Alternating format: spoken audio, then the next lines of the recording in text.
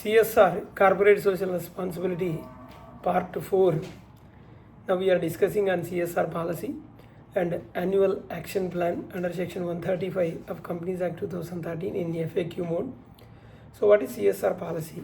CSR policy is a written document approved by the Board of Directors that lays down the company's approach towards the corporate social responsibility. It acts as a roadmap for identifying, implementing, monitoring and reporting CSR activities. So the CSR policy should be prepared based on the recommendations of the CSR committee, wherever CSR committee is applicable in that company. So which legal provisions govern CSR policy? The answer is CSR policy is governed under Section 135 of Companies Act 2013 and Rule 5 of Companies Corporate Social Responsibility Policy Rules 2014 and Schedule 7 of Companies Act 2013. So is every company required to have a CSR policy? Answer is yes.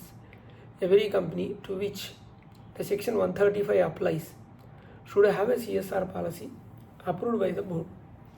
Even where a CSR committee is not required because the CSR obligation does not exceed 50 lakh rupee, the board should still approve the CSR policy. Who prepares the CSR policy? A CSR committee, where a CSR committee is constituted. So it recommends the CSR policy to the board. The board examines the recommendations of the committee and approves the policy. So where a CSR committee is not required in that company, then the board itself prepares and approves the policy. What are the objectives of a CSR policy? So the objective should be, it should define the company's CSR philanthropy, identify eligible CSR activities, specify the implementation strategy, provides the framework for monitoring CSR projects, ensure compliance with the Section 135 of Companies Act and rules, promote transparency and accountability. What should a CSR policy contain? This policy is a comprehensive.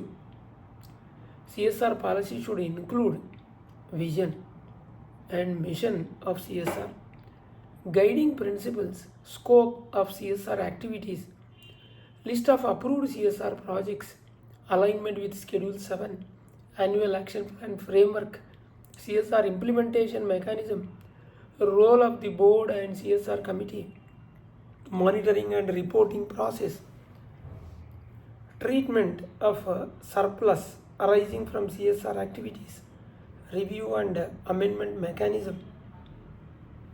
Can a company undertake an activity under its CSR policy? Can a company undertake any activity, whatever the company feels, yes, this is? The answer is no. Only activities falling within Schedule 7 of the Companies Act 2013 qualify as a CSR. CSR policy cannot include activities that are expressly excluded under the CSR rules. What is the annual action plan? The annual action plan is a year-specific plan that operationalizes the CSR policy. It sets out the projects to be undertaken during the financial year and the budget and the implementation schedule and monitoring mechanism. So which rule requires an action plan? Rule 5, sub-rule 2 of the CSR rules provides that the CSR committee shall formulate and recommend an action plan to the board. Wherever there is no CSR committee, then the board performs this function. Next question, what should an annual action plan contain? The annual action plan generally includes the list of approved CSR projects and the manner of execution, budget allocation for each project and timelines for the completion of the project, and what is the monitoring mechanism, details of the implementation agencies, if any, and need for impact assessment wherever applicable. So can the annual action plan be modified?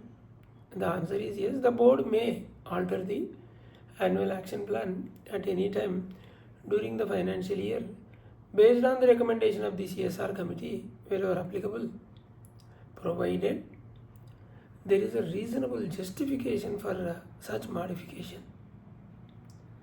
Is the board approval mandatory? Answer is yes, because CSR policy, the CSR policy and the annual action plan should be approved by the board of directors. So the approval should record the minutes of the board meeting. Is website disclosure mandatory? Answer is yes.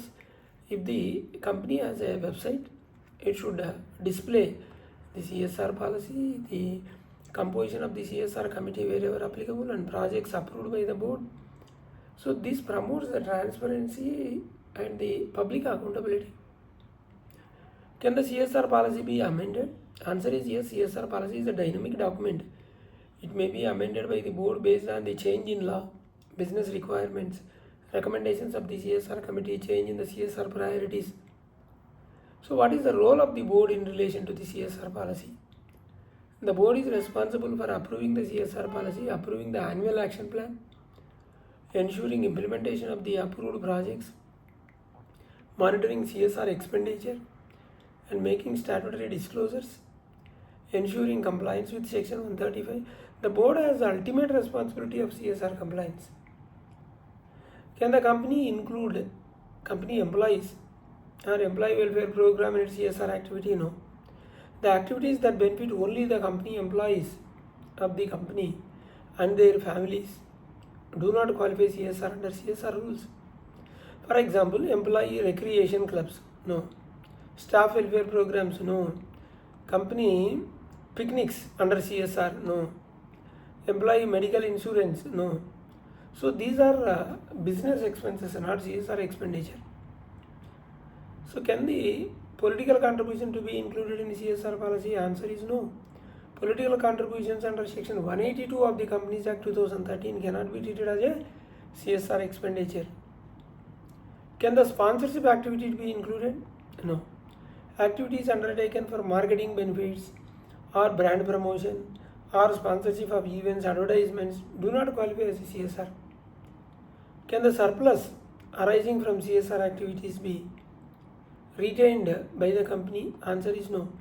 Any surplus arising out of the CSR activity shall not form part of the business profits of the company. But what to do? Such surplus should be plugged back to the CSR project, transferred to the unspent CSR account, or spent in accordance with the CSR policy and the CSR rules. Now, what are the common mistakes generally made while drafting CSR policy? Some common mistakes like copy-paste policies without customization, including activities which are not covered under Schedule 7, and not preparing an annual action plan, absence of monitoring mechanism, and no board approval, and failure to update the policy after the amendments, not uploading the policy on the company's website. These are the common mistakes generally we will see where the companies do these mistakes. Is there any model format prescribed for CSR policy? There is no such model format. The Companies Act and CSR rules do not prescribe a standard format. However, the policy should contain all the essential elements required under section 135 and CSR rules. It should be tailored to the company's business, CSR objectives, and the governance framework. What is the significance of the annual action plan? The annual action plan ensures the better planning of CSR projects, effective utilization of funds, and proper monitoring and accountability, timely completion of the project, compliance with statutory requirements, and transparency in implementation. So these are the significance and advantages. What document should company maintain? Company should maintain CSR policy and annual action plan and board resolutions, CSR committee minutes wherever applicable, project approvals, notes, agreements with the implementing agencies, utilization certificates, monitoring reports, wherever applicable, and CSR report, annual CSR report. So these documents help during the statutory audit and even secretarial audit and regulatory inspections. So what are the key takeaways from this video?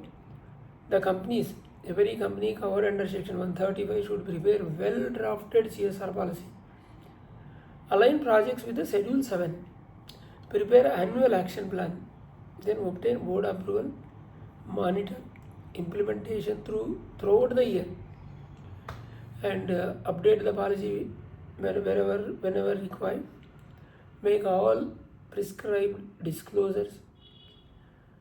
A very well structured CSR policy and annual action plan are the foundations of the effective CSR governance and statutory compliance. So this is what about part 4 of CSR. We will meet in part 5. Part 5 we are going to discuss eligible CSR activities under schedule 7. Complete class-wise analysis we will discuss with practical examples and MCA circulars, FAQs, judicial circulars, judicial interpretations, not judicial circular, judicial interpretations, and the common mistakes generally companies do. So we'll discuss in detail in our next video, part 5 of CSR. Thank you.